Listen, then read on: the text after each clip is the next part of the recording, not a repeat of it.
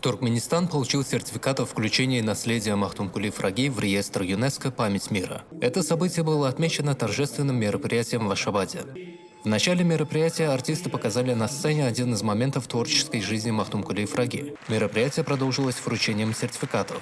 Постоянный координатор ООН в Туркменистане Дмитрий Шлапаченко торжественно вручил соответствующие сертификаты министру культуры и президенту Академии наук Туркменистана. Коллекция стихотворений великого туркменского поэта Махтумкули Фраги включает сохранившиеся рукописи его произведений, распространившиеся на территории Туркменистана в XVIII-XIX веках. Это редкий образец устного и письменного наследия туркменского народа и народов всего тюркоязычного мира, литературы Средней Азии и Европы.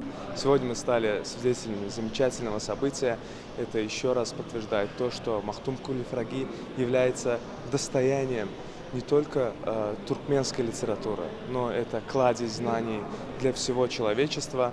И ярким тому подтверждением является включение сборника рукописей в авторитетную международную организацию ЮНЕСКО. Стихи Махтумкули звучат как гимн гуманизму, патриотизму, единству и сплоченности. Они стали ориентиром для ученых и поэтов многих стран. Коллекция состоит из более чем 80 диванов. Выступившие на мероприятии отметили, что включение сборника стихов Махтумкули Фраги в список ЮНЕСКО «Память мира» является признаком его значимости во всем мире сегодня.